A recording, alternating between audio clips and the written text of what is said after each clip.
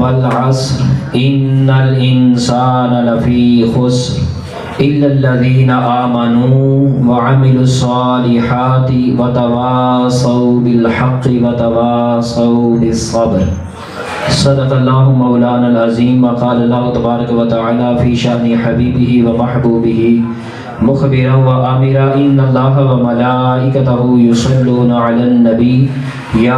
ایھا الذین آمنوا صلوا علیہ وسلموا تسلیما. یہ جو ذات خالق کائنات بھی ہے اور مالک شرجیحات بھی، تعریف اس ذات کی جو ذات احد بھی ہے، صمد بھی، جس کی شان لم یلد بھی ہے ولم یولد بھی، اور جس کا مقام ولم یکن لہ کفوا احد بھی ہے. اللہ جل وعلا کی حمد و ثنا کے بعد بے حد درود و سلام بارگاہ سید الانام نبی مکرم رسول محتشم شفیع معظم آمنہ کے لال سہن بے مثال جان کائنات شان کائنات مست کائنات مقصود کائنات باعث تخلیق کائنات وجہ تخلیق کائنات فخر آدم و بنی آدم احمد مجتبیٰ جناب محمد مصطفیٰ صلی اللہ علیہ وسلم کی بارگاہ ناز میں محبتوں عقیدتوں ارادتوں کی خراج پیش کرنے کے بعد واجب الاحترام معزز و مکرم علماء ذیشان اور آج کی اس پروقار خوبصورت اصالِ ثواب کی محفل پاک میں تشریف لانے والی مقتدر شخصیات، السلام علیکم ورحمۃ اللہ وبرکاتہ. تو حاضرین گرامی قدر، بلا تمہید و بلا تقصیر قرآن مجید برہان رشید کی سورۃ العصر جو تیسرے پارے کی چھوٹی سی سورہ مبارکہ ہے، جس کو بطور عنوان میں نے پڑھا ہے، یہ سورہ مبارکہ قرآن مجید کی مختصر ترین اور چھوٹی چھوٹی صورتوں میں سے ایک مختصر سی سورہ مبارکہ ہے. اور اس سورہ مبارکہ کے اختصار کا اندازہ ہم اس بات سے کر سکتے ہیں کہ یہ سورہ مبارکہ کل 3 آیات پر مشتمل ہے. بولیے ذرا کتنی آیات پہ؟ 3 آیات پہ. ان 3 آیات میں سے بھی جو پہلی آیت مقدسہ ہے وہ صرف ایک لفظ پر مشتمل ہے، اور وہ لفظ ہے والعصر. اس کے بعد پھر 2 آیات ہیں اور یہ سورہ مبارکہ مکمل ہو جاتی ہے. تو قرآن مجید برہان رشید کی چھوٹی چھوٹی صورتوں میں سے یہ مختصر ترین صورت ہے، لیکن مختصر ہونے کے باوجود اس سورہ مبارکہ کا جب معنی اور مفہوم بیان کیا جاتا ہے، اس کی تشریح بیان کی جاتی ہے اور اس کے مضامین بیان کیے جاتے ہیں، تو پھر مفسرین کرام یہ لکھتے ہیں کہ یہ سورہ مبارکہ جتنی لفظی اعتبار سے مختصر ہے، چھوٹی ہے، معنی اور مفہوم اور اپنے مضامین کے اعتبار سے یہ اتنی ہی بڑی اور اتنی طویل سورہ مبارکہ ہے. یعنی لفظوں میں چھوٹی ہے لیکن معنی اور مفہوم کے اعتبار سے یہ بہت بڑی سورہ مبارکہ ہے. تو مفسرین کرام نے یہ لکھا، انہوں نے کہا کہ اس سورہ مبارکہ کے جب معنی اور مفاہیم اور اس کے مضامین اگر بیان کیے جاتے ہیں تو قرآن مجید کی وہ بڑی بڑی صورتیں کہ جیسے سورہ البقرہ ہے وہ 2.5 پاروں پر مشتمل سورہ مبارکہ ہے، تو مفسرین کرام اس بات پر متفق ہوئے کہ قرآن مجید کی بڑی سے بڑی صورتوں کے مضامین پیچھے رہ جاتے ہیں، اور سورۃ العصر جو چھوٹی سی سورہ مبارکہ ہے اس کے مضامین کا خلاصہ اس سے بھی آگے چلا جاتا ہے. اگر اس سے بھی آسان پیرائے کے اندر میں بات سمجھانا چاہوں، مفسرین کرام بالخصوص امام ابن کثیر تفسیر کثیر میں بیان کرتے ہیں، وہ فرماتے ہیں کہ لگتا ایسا ہے کہ جیسے پورا کا پورا اللہ کا قرآن الحمد سے لے کر والناس تک وہ سارے کے سارا اگر ایک درخت ہے تو سورۃ العصر اس درخت کا بیج ہے. جیسے ایک بیج کے اندر پورا درخت پنہاں ہوتا ہے، پوشیدہ ہوتا ہے، فرمایا ایسے ہی سورۃ العصر معنی اور مفہوم کے اندر پورے قرآن مجید کا بیج ہے، اور سارے کے سارے قرآن مجید کی تعلیمات اس کے اندر پروئی گئی ہے اور اس کے اندر سمائی گئی ہے اور اس کے اندر جمع کی گئی ہے. اس سورہ مبارکہ کی اہمیت اور اس کے مفاہیم اور اس کے مضامین کا اندازہ اس بات سے لگایا جا سکتا ہے کہ جیسے ایک چھوٹے سے بیج کے اندر پورا درخت ہوتا ہے، اسی طرح سارے کے سارے اللہ کے قرآن کی پوری تعلیمات اس چھوٹی سی صورت کے اندر جمع کر دی گئی ہے. اگر اس سے بھی میں آگے بات کروں تو حضرت امام شافعی رحمۃ اللہ تعالی علیہ آپ کا فرمان مبارک وہ بڑا قابل توجہ ہے. امام شافعی رحمۃ اللہ تعالی علیہ اس سورہ مبارکہ کے بارے میں ارشاد فرماتے ہیں، اللہ رب العزت نے قرآن مجید برہان رشید میں الحمد سے لے کر والناس تک انسانیت کی ہدایت کے لیے، انسانیت کی رہنمائی کے لیے، انسانوں کی اچھی زندگی اور کامیاب آخرت کے لیے الحمد سے لے کر والناس تک جتنا بھی اللہ رب العزت نے قرآن نازل کیا ہے، تو اب لفظوں پہ غور کریں. امام شافعی رحمۃ اللہ تعالی علیہ فرماتے ہیں لو لم ينزل من القرآن سواہا، فرمایا کہ اگر اللہ رب العزت الحمد سے لے کر والناس تک سارے کا سارا قرآن نازل نہ بھی کرتا اور فرمایا کہ فقط ایک سورت سورۃ العصر اللہ تعالیٰ نازل فرما دیتا لو تدبر الناس هذه السورۃ لوسعتهم،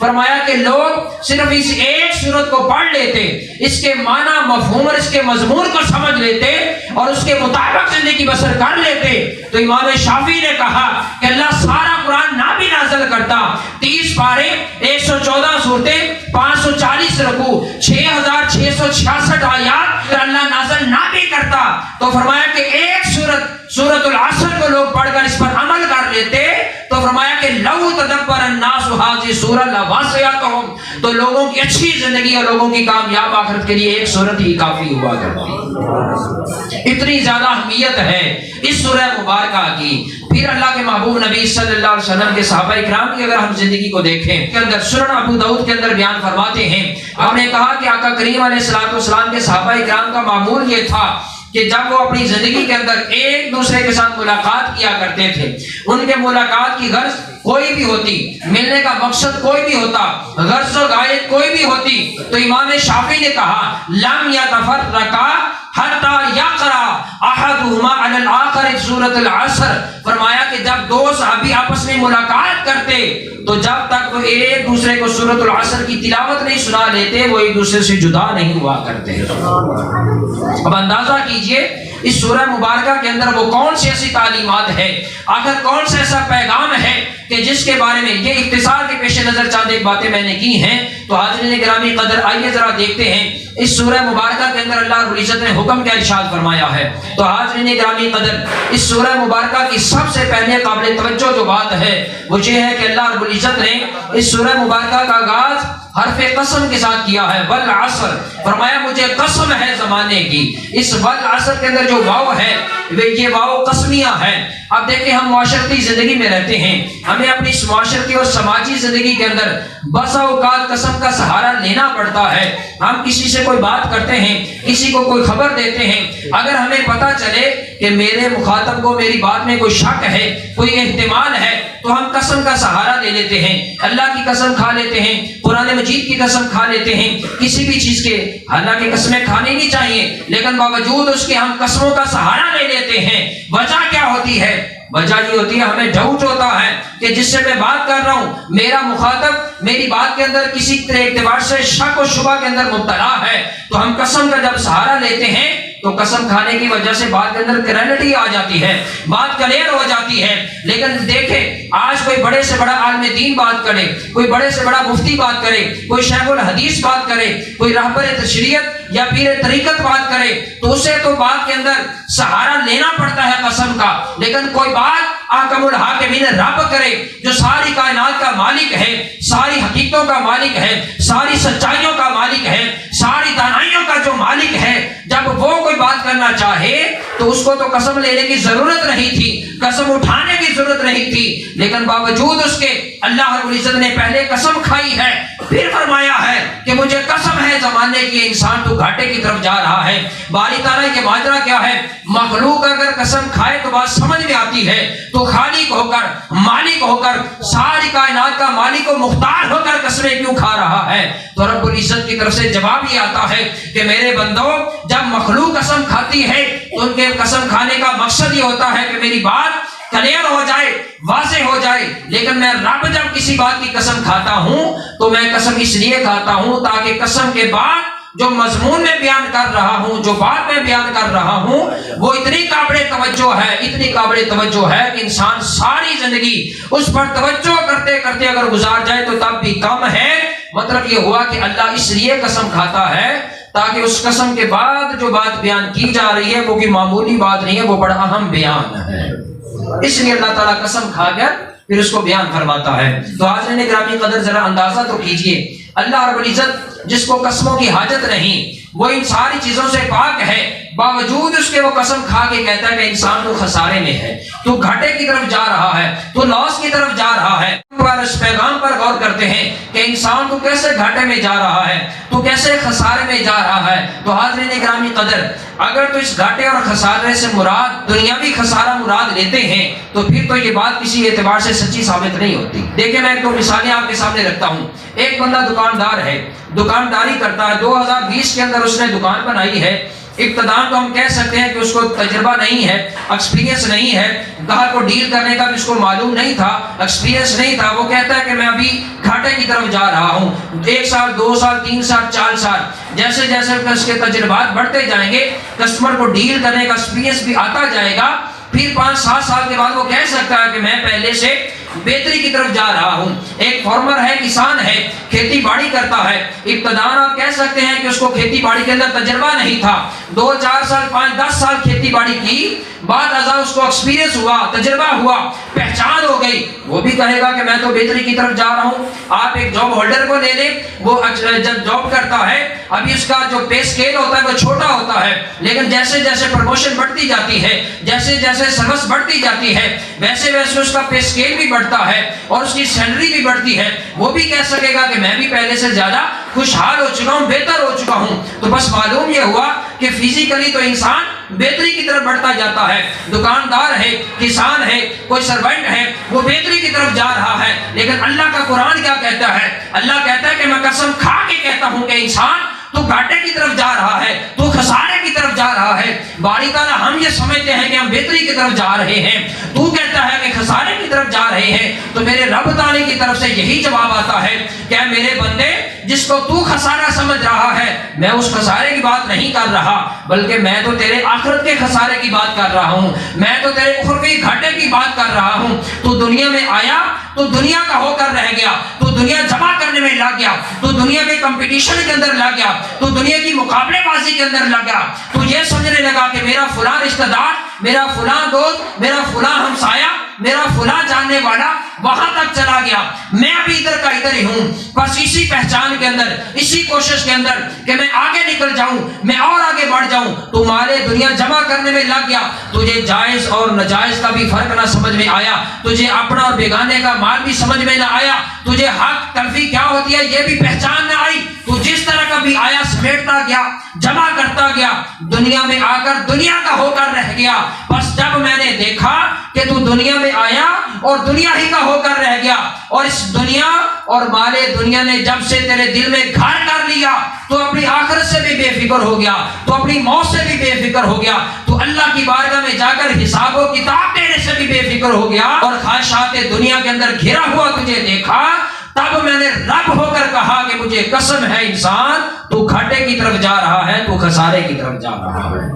دنیا اور مال دنیا اور خواہشات دنیا نے تجھے اپنی لپیٹ میں لے لیا ہے، اور خواہشات دنیا کی ایسی تو لپیٹ میں آیا کہ ہر گزرتا دن، ہر بسرتی رات تو خسارے میں جا رہا ہے. تو دنیا تو جمع کرتا ہے لیکن اعمال صالحہ جمع نہیں کرتا. تو دنیا کا مال تو جمع کرتا ہے، 4 فٹ کی تیری قبر ہے اس کا تو فکر نہیں کرتا، اس کے لیے تو زیادہ رات جمع نہیں کرتا. اس لیے میں رب ہو کر قسمیں کھا کر تجھے کہتا ہوں کہ انسان تو گھاٹے کی طرف جا رہا ہے. خواہشات دنیا کیا ہوتی ہے؟ پیدل چلنے والا چاہتا ہے کہ کاش میرے پاس موٹر سائیکل ہو، موٹر سائیکل کے پاس جانے والا کہتا ہے کہ کاش کوئی معمولی سی گاڑی مل جائے، گاڑی والا کہتا ہے کہ اس سے بھی بہتر آ جائے، وہ چاہتا ہے کہ اس سے بھی اوپر چلی جائے، وہ چاہتا ہے کہ اس سے بھی آگے چلے. کچے مکان میں رہنے والا کہتا ہے کہ کاش کوئی ایک آدھ مکان پکا بھی ہو. پکے مکان میں رہنے والا خواہش کرتا ہے کہ کاش کوئی کوٹھی ہوتی. کوٹھی میں رہنے والا خواہش کرتا ہے کہ بنگلہ ہوتا. بنگلے میں رہنے والا خواہش کرتا ہے کہ کوئی محل ہوتا. اللہ کے محبوب نبی صلی اللہ علیہ وسلم نے ایک مقام پر زمین پر 2 خط نکالے، ایک خط چھوٹا تھا، ایک بڑا تھا. 2 لکیریں آپ نے لگائیں. صحابہ سے پوچھا کہ جانتے ہو یہ کیا ہے؟ صحابہ نے عرض کی اللہ و رسول عالم، اللہ اس کا رسول بہتر جانتے ہیں، یا رسول اللہ یہ کیا ہے؟ تو اللہ کے محبوب نبی صلی اللہ علیہ وسلم نے فرمایا کہ یہ جو چھوٹا خط ہے یہ انسان کی زندگی ہے، یہ جو بڑا خط ہے، بڑی لکیر، یہ انسان کی خواہشات ہیں. انسان زندگی بسر کرتے کرتے قبر کی گود میں چلا جاتا ہے، لیکن ہزاروں خواہشات کو ساتھ ہی لے کر وہ دفن ہو جاتا ہے، ہزاروں خواہشات لے کر وہ دفنا دیا جاتا ہے. تو مطلب یہ ہوا کہ یہ خواہشات دنیا، انسان کی زندگی ختم ہو جاتی ہے لیکن خواہشات کبھی ختم نہیں ہوتی. اس لیے جتنے بھی اہل اللہ اور اولیاء و صالحین گزرے ہیں ان سب نے کہا کہ اللہ کی بارگاہ سے ہمیشہ ضرورت مانگا کرو، خواہشات کبھی نہ مانگا کرو. خواہشات انسان کو تھکا دیتی ہیں، خواہشات انسان کو مار دیتی ہیں. امام غزالی رحمۃ اللہ تعالی علیہ فرماتے ہیں، آپ نے فرمایا کہ ایک طرف کشتی کو دیکھو، दूसरी तरफ पानी को देखो। कश्ती और पानी का आपस में ताल्लुक क्या होता है? कश्ती का काम क्या होता है? कश्ती का काम होता है कि मुसाफिर को दरिया के एक किनारे से बिठाकर दूसरे किनारे तक ले जाना, उसको अपनी मंजिल तक पहुंचाती है। आप देखें वो कश्ती कि जिस कश्ती के नीचे अगर पानी ना हो,